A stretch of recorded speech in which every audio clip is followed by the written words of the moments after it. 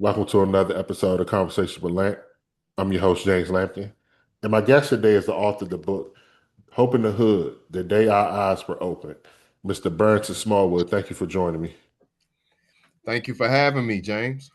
Oh man, look, we go, we go, how far we go back, man? We go all the way back to at least Soup, man, right? Francis Scott Key, man. You went to Francis Scott Key, right? I did, yeah. Yeah, man. We go back to middle school. Man, it's been that long. It's been that long, bro. It's been that long. Golly. Wow. We getting up there, man. Yes, sir. Man, God is good though. Yeah. How's everything going? Oh man, let me tell you, man. Life is great. I'm thankful. Life gonna keep lifing, man. But I learned how to pray through it, fight through it, and get through it, baby. So yeah, man. That's how I'm gonna sum it up right now. Life is good. That's great to hear. Man, congratulations on the book. Man, thank you, man. Yeah, man, that's major milestone for me, man. Was it a tough book to write? Not really, because I didn't really do it the traditional way, of a pen and pad. I spoke into my phone, you know what I'm saying, Mm. and broke it down into chapters, and then I had someone to like read it, edit it, clean it up, all the grammatical stuff. She was able to kind of like, clean it up real good for me. And then I was able to create a Amazon Kindle account, and we put it in book form, and then we published it. So you actually spoke it out instead of typing it? Yeah, yeah, Mm. man. I spoke everything from chapter to chapter. Started at my childhood, teenage years, young adult years, all the high school stuff. I just, as much as I can remember, I just spoke into it, just chapter at a time. What made you do it that way? Man, because that's a good question, man. I mean, one of the things sometimes writing is sometimes I can be real insecure about my writing abilities. Not to say that I suck at it, but sometimes I just don't feel. I mean, when I read other books, sometimes I'm just like, man, just um, their ability to translate, on pad on a book in a book form, just I don't know, man. Sometimes I compare myself to other authors and writers, so sometimes it makes me feel as if a little kind of like insecure sometimes. Mm. Yeah. I mean, that's a hard thing to do because I mean, you probably comparing yourself to people that have wrote dozens of books, which really not fair to you. Yeah, that's true, man. That's true. How far back in your childhood did you go? Oh, I went to man birth at the Columbia Hospital for Women, man. So I went far back as the day my mother was in, went in labor, and they delivered me, and talked about the complications she had and stuff like that, because she would always tell me that I was the only child that she had the most complications with. And now that I'm looking back over my life, I'm like, yeah, I see why. Because the enemy tried to kill me before I even came into really understanding what my purpose is. So I'm not gonna go into the book because I'm gonna be honest. I didn't get a chance to read it, and I don't want to. And I don't want to spoil it for anybody. But just really quick, like, how would you describe your childhood? So so yeah, man, I didn't have the worst childhood, and I didn't have the best childhood. My father was almost 30 years older than my mother. This was she was his second wife. That was his second marriage. And it was a major disconnect between them emotionally. They weren't really in love. By the time my father had my first child with my mother, they just tried to make things work. So I really didn't see a lot of love. They didn't really love each other. They just kind of like coexist and try to work together to to create the best situation for us. So my father was an older man. He was an alcoholic, good man, but just didn't know really how to be a father. And he was a very broken man. Didn't have a lot of education, but he worked hard. So yeah, my mother was much younger. She grew up in a lot of dysfunction. So imagine just these two people coming together and bringing children into the world. Mm. So we grew up in Southeast DC, over in Greenway, and it was a lot of stuff going on that I seen in my childhood that made me realize that, hey, this is not. I didn't grow up in a normal environment. you know um yeah, man. So I mean, I don't know, man. I don't know if I'm kind of yeah. So that's kind of what I grew up around, a lot of craziness, man, a lot of dysfunction as a young child. My a lot of my friends mothers was, whether they were on drugs or either, in abusive, toxic relationships. I just seen a lot as a young boy, man. Mm. So yeah, man, and those seeds were planted very, very young in my life. So yeah. How would you describe your relationship with your father? So I think out of all of my father's children, I think I had probably like the best relationship with him because we had one thing in common. We both were boxers. My father used to Uh, box when he was younger. And so he would always spend time with me when I was boxing, teaching me how to throw a jab and stuff like that. And then he would always want me to read to him because my father, he didn't, he dropped out of high school in the seventh grade, so he really understood the value of education as he gotten older.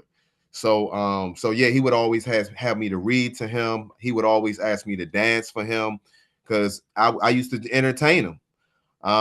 So yeah, man, my father, I remember times where he would talk to me about life and hard work and different things like that. So he tried to be the best father that he can be, and I think I got the best parts of him. Yeah. excuse. Was he the reason you got into boxing? No, no, man.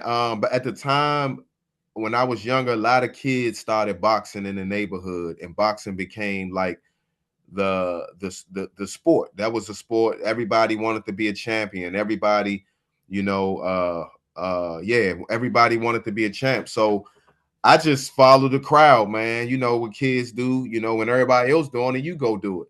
So that was my story. But I fell in love with the sport and had a lot of success in it.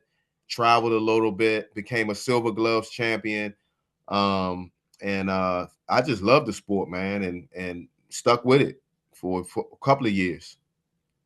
What made y'all move to Maryland? Well, my mother and father finally separated Uh, because my father was an alcoholic. I would hear them fighting a lot, at night. My father would come in all times of the night, waking us up.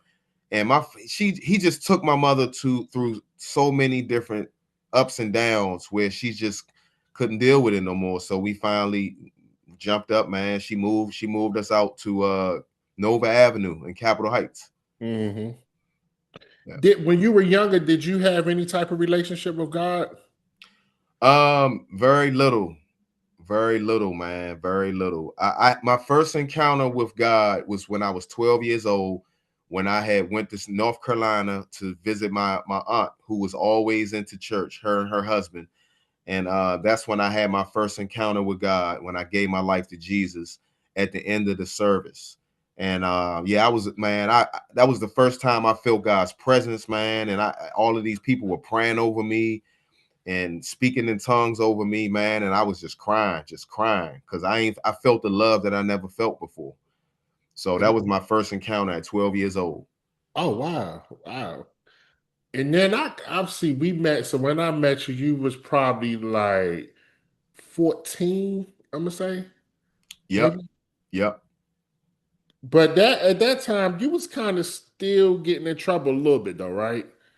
I would say yes. Okay. Yeah.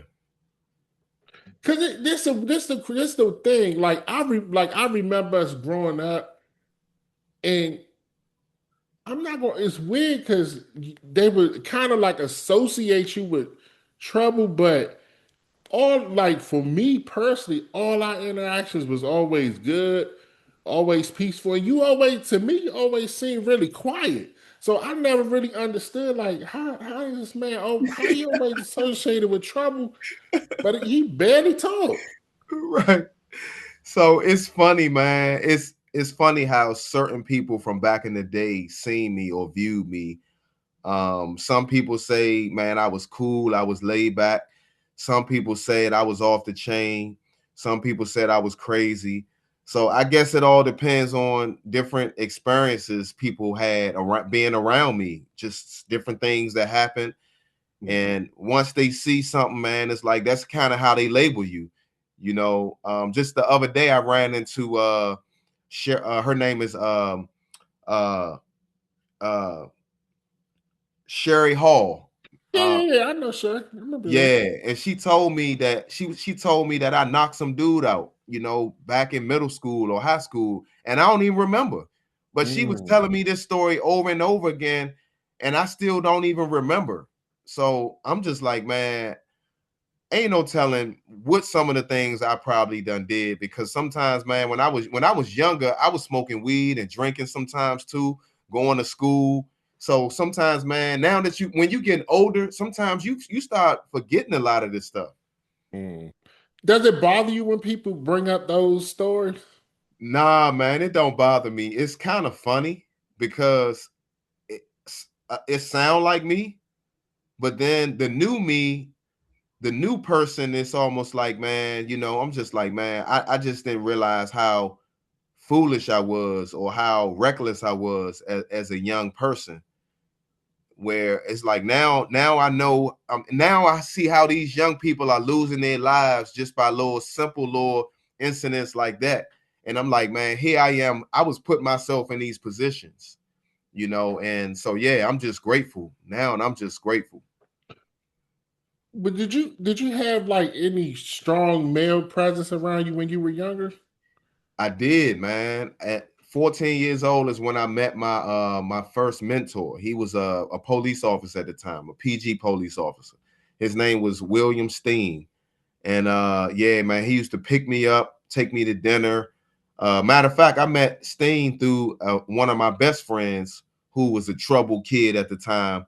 And he used to take us both out and just talk to us, have dinner with us, talk to us about life, our goals, and different things like that. So that's how I met my mentor at 14 years old, who is still my mentor today. Wow. Yeah, Did you stay at Sula with us? I did. I graduated from Suitland in 1998. Okay, because it's weird. Like I said, it's we spent because we was in Murder Samara together Yeah, our freshman year, and then after that, damn, I just don't remember seeing you no more. yeah, I was there throughout the whole time. Yep. What was so? Was you able to kind of stay out of trouble then, or was you still kind of? Well, I would say yes and no, because I remember by my 11th grade year I had got expelled at the end of the year because I had pretty much stole this dude. I just tried to knock him out, tried to knock his head off, and they ended up expelling me.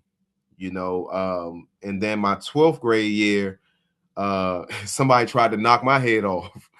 So so so then yeah, I ended up getting suspended my 12th grade year and expelled, I think, my 11th grade year.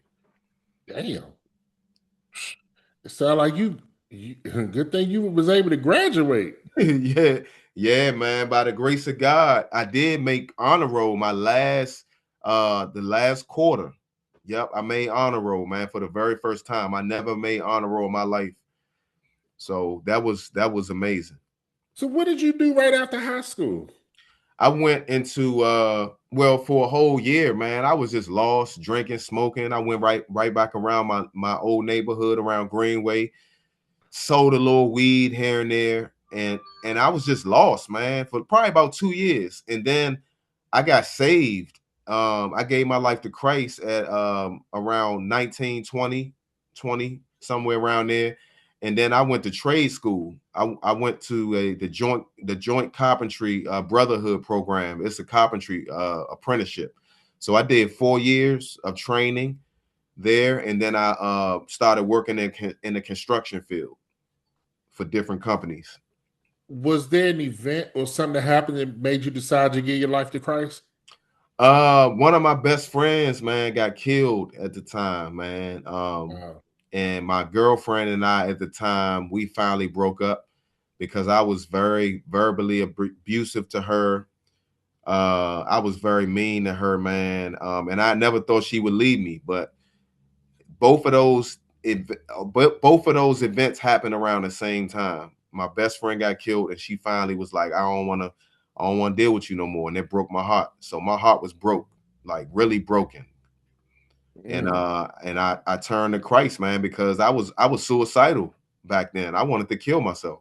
Wow. Yeah, man. I was in a real dark space back then. At 20 years old, I was in a real dark space. What stopped you? Well, because I knew I was going to probably end up in hell if I did it.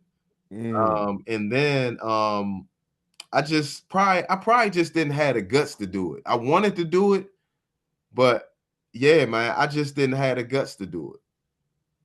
Man, that's actually a great thing. I mean, if you're gonna have some guts not to do something, I would say that's a good time not to have the guts. Yeah. Man, do you remember what church you went to and all that? Oh yeah. I started out at Galilee Baptist Church. And then I was there for like a year, and then I went to Faith Assembly of Christ, where I serve now. Uh-huh.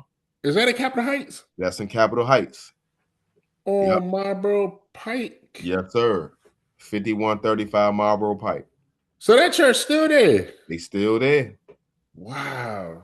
Does that's James Ross Church, right? Yes, sir.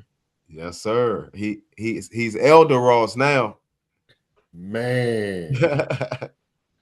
Were y'all two friends in high school? Yeah, that was one of my buddies.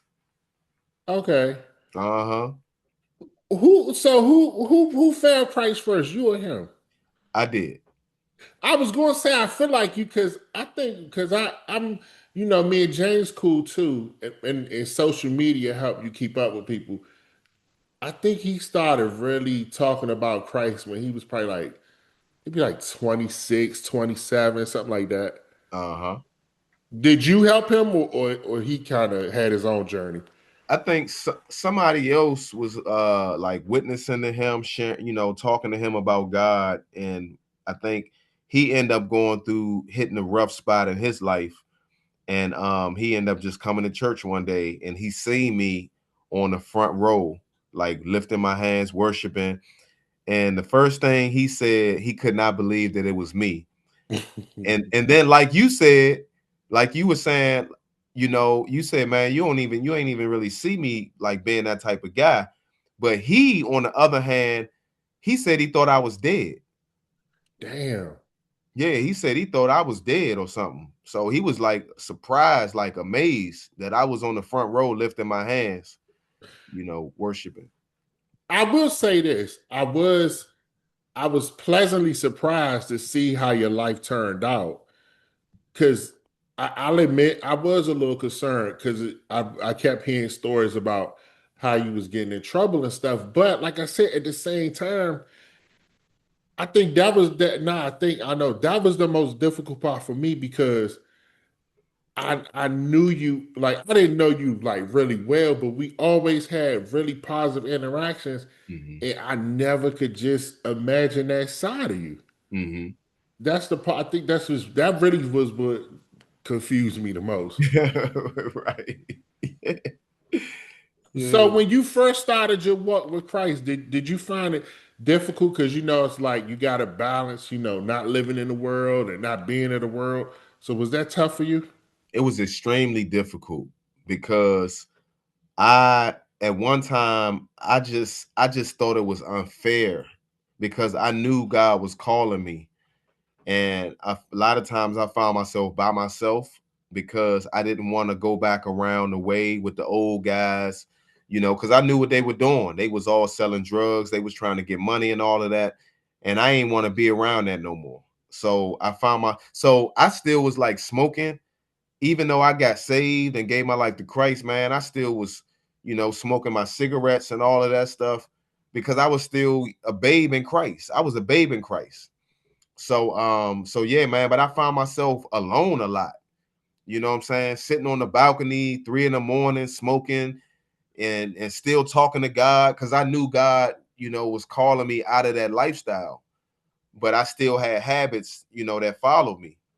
So yeah, man, it was a very lonely time the first 3 years, 3 or 4 years of my salvation because I ain't want to be around nobody no more. You use an interesting word. You said unfair. I felt like it was unfair because I'm like, man, you know, um, I feel like I feel like I ain't had no friends. So it's Mm. almost like, God, if you gonna call me out, and I'm willing to come out and at least give me some new friends. That's kind of how I felt. You know what I'm saying? At least put some new people in my life. But for about 3 or 4 years, I was like, I was by myself a lot, and I felt lonely. Mm. When you look back now, do you feel like you needed that? The human side would say yes, but now I would say yes and no because God was really trying to set me apart, back then. And it was so uncomfortable because I was always used to being in crowds. I was always used to, picking up the phone, talking to people, and people knocking on my door, people, looking for me for whatever reason. You know what I'm saying? I was always used to those interactions. So, but yeah, Was you like? Did you read the Bible and stuff a lot? I did. I did, man. And I'm gonna tell you why I asked that. I asked you that because I mean there were so many examples of people, in the Bible when they were like really were going through their journey, they had to do it alone. Yeah. So did you lean on that word knowing that? I did, man. I did, but it was still painful for me because like I said, man, my girl, her and I wasn't talking anymore, and so yeah, man, some of those relationships you kind of it's almost like it's almost like I don't know, man, when certain people are removed out of your life, it just your life don't it seemed like something missing. Mm. It's they say, that prayer, like they say you ask God, be careful when you ask God to remove the people that's not supposed to be in your life. Yeah, I'm not gonna lie, man. I don't talk about this often, but that's one prayer I'm actually scared to make. yeah, Cause I don't know if I could. I don't know if I can handle knowing there's some people that like. There's some people that I truly love, and then I find out that they don't love me as much as I love them. Or even if they love me, we love each other, but the reality is they're just not supposed to be in my life. I see. So, mm. I see. We But do this got to be about you though. careful what So, we pray for. But we do have to be careful what we pray for. That's for sure. yeah, yeah, and I am like, I'm always praying, but like I said, that's one of those prayers like I'm not ready to make. Understood. You one of the things that I really like is you do a lot of street ministering. Yeah. But so for a lot of people, I want you to talk about that because I know people can put it together, but I want you to talk about it in your own words. So for me, man, it's something that it's kind of like second nature at this point because like back in the day, man, I had no problem like asking people for cigarettes. You know what I'm saying? Asking people for $2 if I needed it. You know what I'm saying? Back in the day, I had no problem with approaching people. So God was showing me like way back then that like people is a part of my ministry. Like I'm a people's person. So now that I am saved and filled, Holy Ghost filled, loving Jesus, man, and now I have lived with a purpose. Now it's like, man, God gave me the gift to be able to talk to people, and He also gave me a purpose now why I'm talking to them, because I want to let them know, man, that God love them, that they can be saved. So yeah, man. Now it's just like it don't take me anything to approach anybody, on the streets or wherever they may be, because I look at it like I have a lot of compassion in my heart for people now, and it's like I feel like, man, tomorrow is not promised to nobody. So when I have opportunities to share my faith, to share my testimony with people, and I believe that it's going to give them hope, or it can cause them to, you know, look at their lives and say, you know what, man, if God did it for him, he'll do it for me. Um, so yeah, man, I don't mind sharing my faith.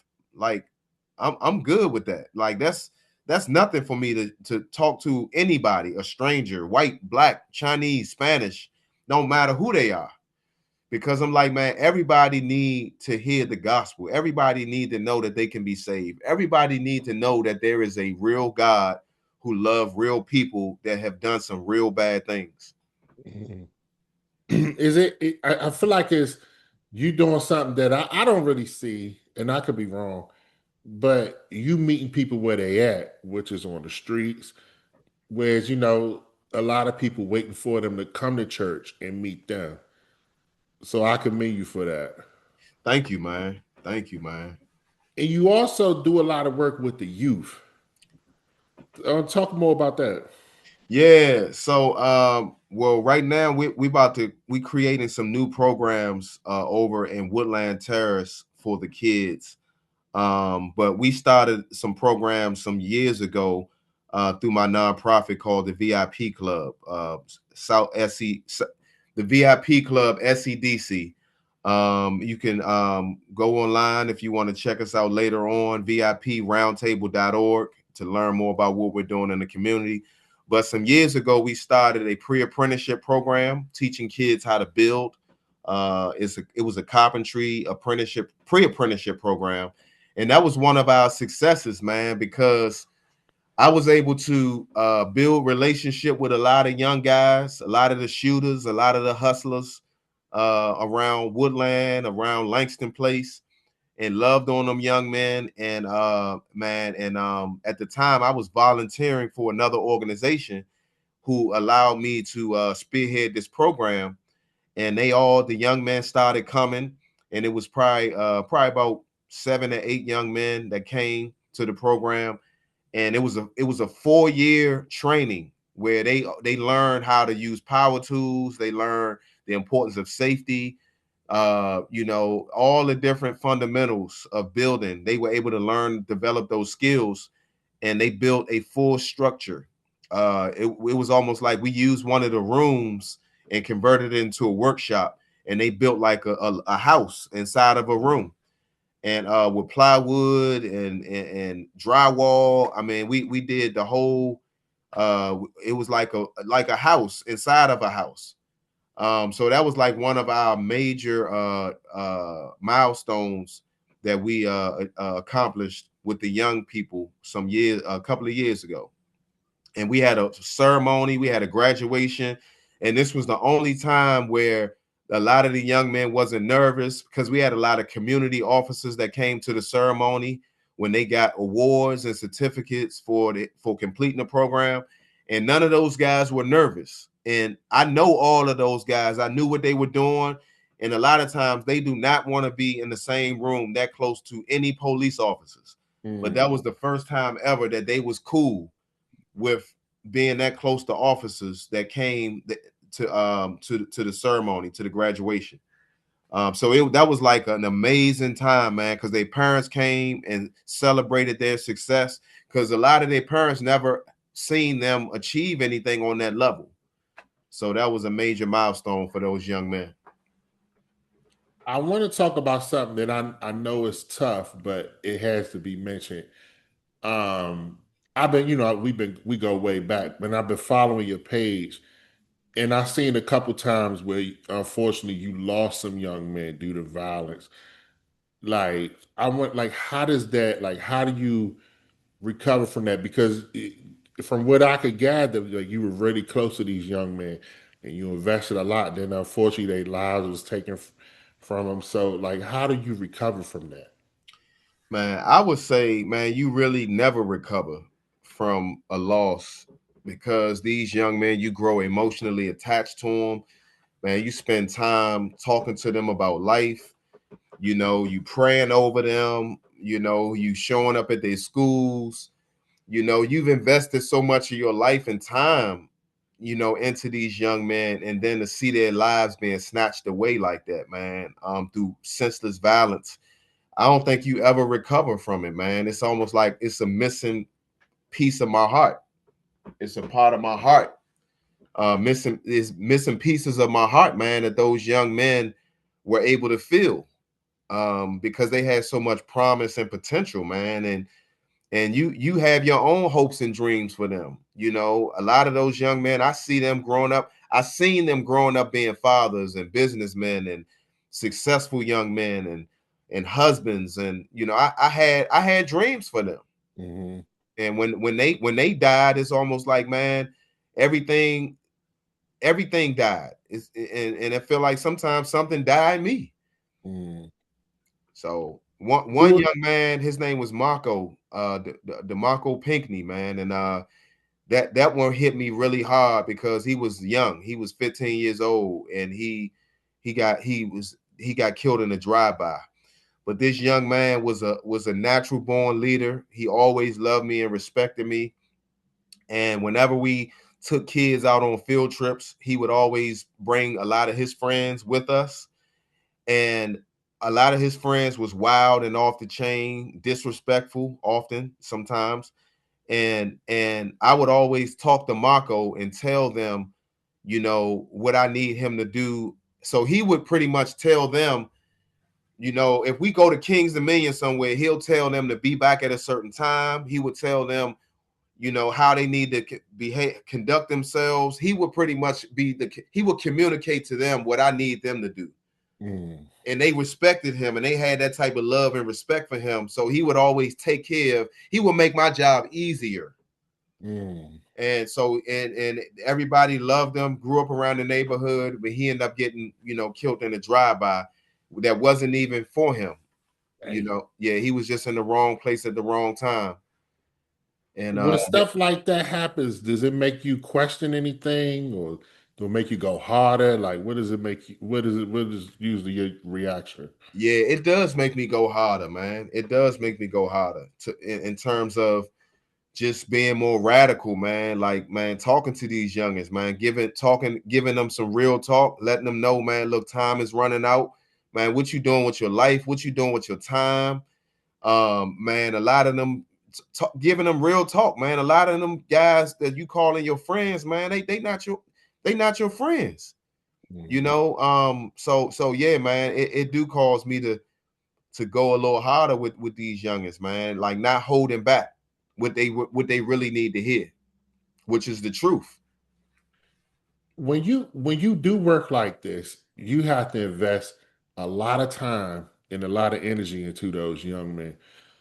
What do you do to help yourself, like, recover, sustain that? Because I mean, you got to invest in yourself too. So, what's some of the things you do for yourself? Great question, man. I'm a real big advocate of self-care. I work out a lot, man. I go running, exercise. Man, I have meditation moments throughout the day. Man, I worship. I'm a worshiper, man. I turn on some good anointed music, man, and just worship the Lord. You know, um, Uh, yeah, man, I go bike riding. I like to walk the parks. Spend time with my family. So yeah, man, it's a lot of different things. I like to travel, love to travel, see new things, meet new people. So yeah, those are all my outlets, man. Just catching the flight, man, and looking out the window and just admiring nature. I'm a nature person too, so yeah, man, it's a lot of different things I do. Do you still box? No, man, I train here and there, but not boxing. My last fight, I was 30 years old. I fought in the Golden Gloves. I fought Jared Hurd. I don't know if you heard of Jared Oh Hurd. yeah, of course. He, world champ Joe Hurd. Yeah, man. Yeah, he got me at the end. He beat me maybe by a couple of points, but I gave him the business. I gave him the business. So when you went, so that's funny. So seeing him actually be a world champ, like how did that make you feel? Because it's like, damn, I actually fought with this dude. Man, it made me feel good because I didn't know that I had to fight him, and our fight was the last fight on the card, and I was saved, and I was confident. I mean, I was like, man, I ain't really care who he, because I used to watch him fight back in the day. Okay. Yeah, and then at the last minute, I found out I had to fight him, so I'm like, all right, well, it's about to be me and him, and so yeah, man, we bump heads, man, and but it made me feel real good because I'm like, man, I seen this dude knock out a lot of dudes, and I'm like, man, he ain't do that to me.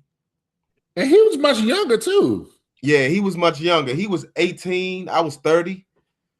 Okay. So yeah.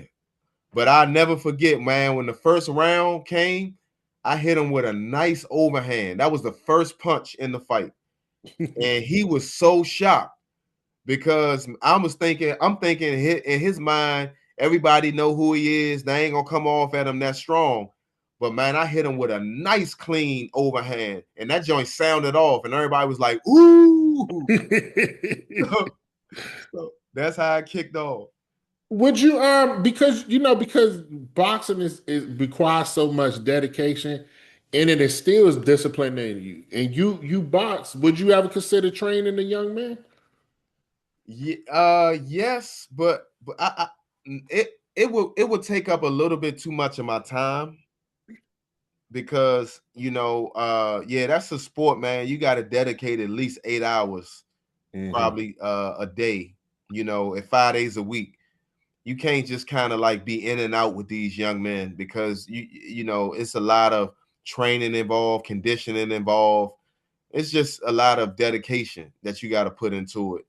So you can't. I don't believe in like a part-time trainer. Okay. Yeah.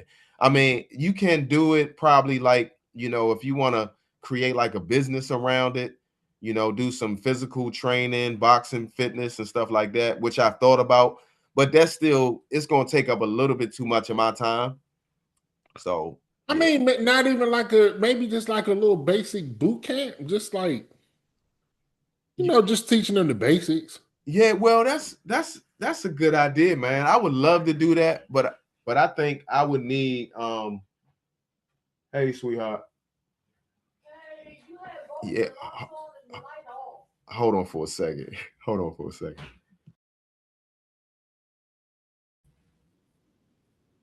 My bad. We had a technical difficulty. We okay.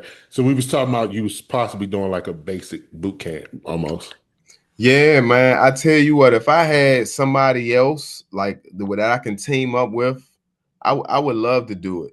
I would love to do something like a boxing boot camp, Okay. that we can kind of share the responsibility and share the work and stuff like that. So yeah, Now I know you do a lot of ministry on the street. Do you actually preach like in the pulpit or anything? I have, man, a couple of times at my church. Yeah, I preached a couple of times. Is that something you interested in doing or? Man, you know what?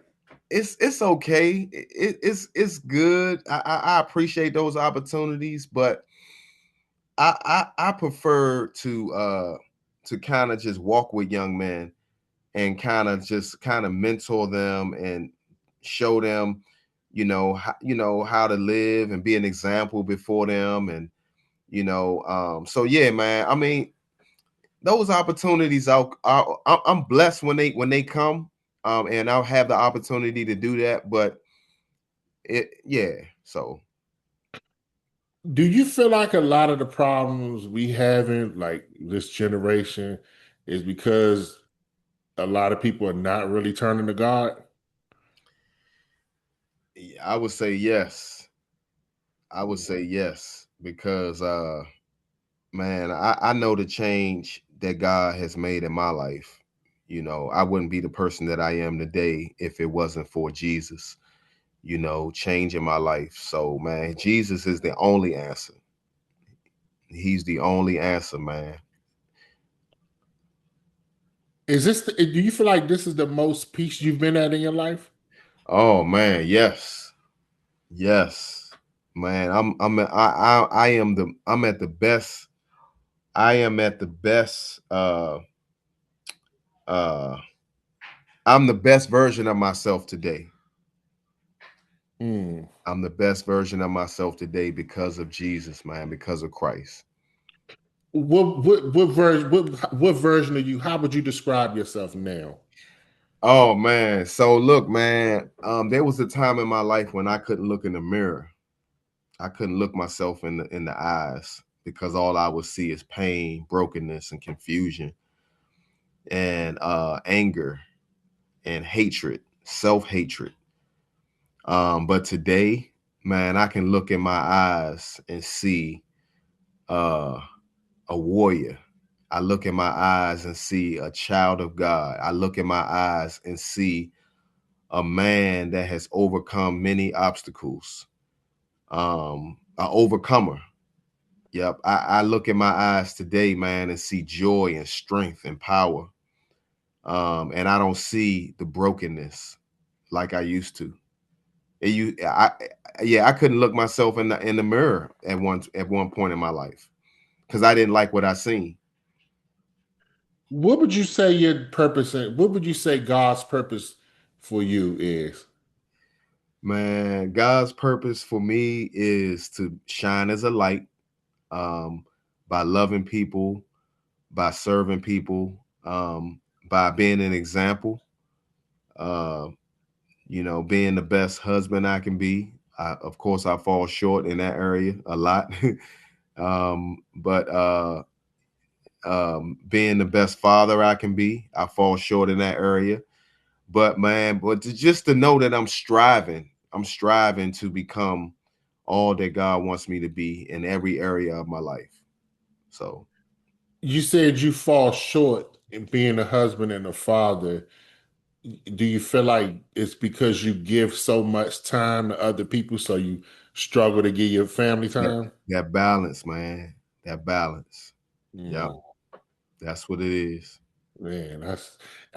man, I really do sympathize with you because that's tough. Because I mean, man, doing God's work can be a lot. Yeah. Like they say, "To much is given, much is required." Yes. Yeah. And I could in talking to you and knowing you, God has given you a lot of gifts, so He expecting a lot from you.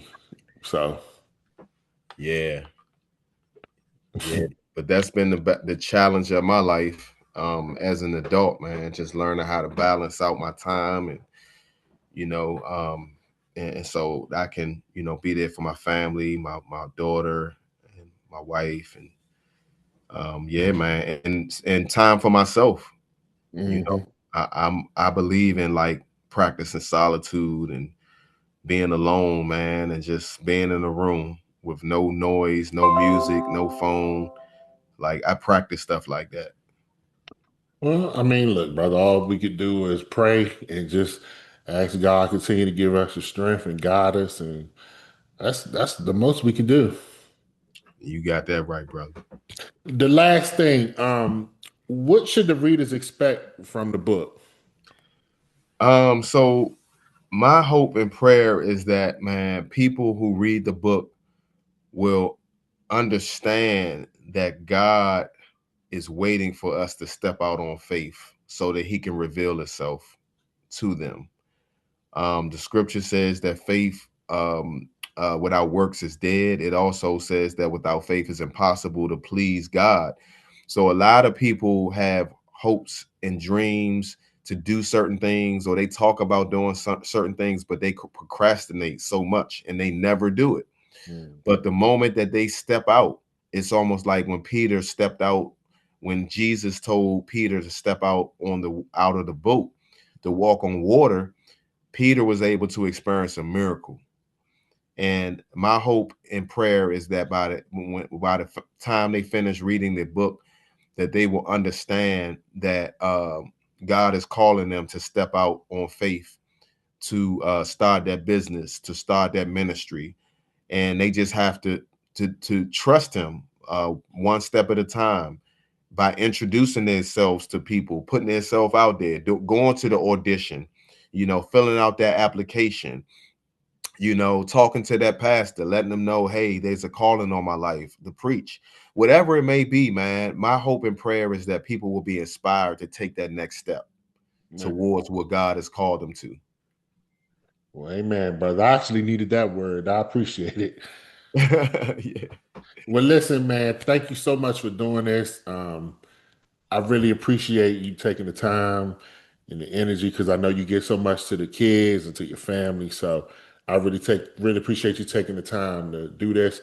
And also, man, while I got you here, let me tell you, man, I'm really proud of you, man. I am like, to see the man you've grown into. And like I said, I'm pleasantly surprised, but it's weird because we're now getting to see, I'm gonna say the real you, like the polished you, the person that I got to experience, who was always cool, always chill, like all the other stuff. I don't know what was going on, but I'm glad that you evolved from that, and it's just good to see, man. Like it's always good to see a brother find Christ, find God, and just change their life for the better, and not only change their life, work so hard to change other people's life. So I truly commend you for that, man, and I wish you the best with the nonprofit, with the book, everything, because we need people like you putting out God's word and making sure this world a better place. So thank you for what you do. Hey James, it was a pleasure, man. Thank you for inviting me on, man. And this was a lot of fun. Oh, then before we end it, please tell the people how they can follow you, how they can get the book, and also how they can help you with your nonprofit. Yeah, so real quick, man. Also, I'm an author of 2 children's books. So these books are available on Amazon as well. The first one is called Little Light Shine Bright. It's about a young kid named King that grew up in the inner city that faced many challenges, but through God's grace, he overcame them all. The other book is called God-Sized Dreams. It's about a young girl grew up in the same urban communities, experienced a lot, but at the end of the story, she became a doctor. So both of these books is also available on Amazon.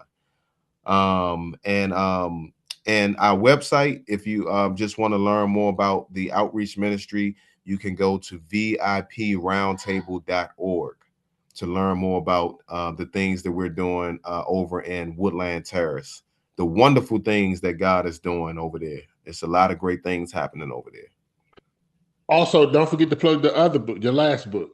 Oh yes, yeah. So the day our eyes were open is also available on Amazon as well. So all 3 books, you just go to the search box, type it in, and it'll pop right up. Okay. You'll Well, again, see. man, Yep. congratulations. Thank you for doing this. And again, all the best with the books and the nonprofit. Hey James, thank you, man. I appreciate you. No problem, brother. I want to take the time to thank everyone for listening to the podcast. I truly appreciate your support. You can follow me on Instagram at conversations_with_Lamp. My Facebook is also Conversations with Lamp. You can listen to the podcast on SoundCloud and Apple Podcasts. You can watch the podcast on YouTube. Please like, share, and subscribe. Again, thank you all for listening. Have a great day.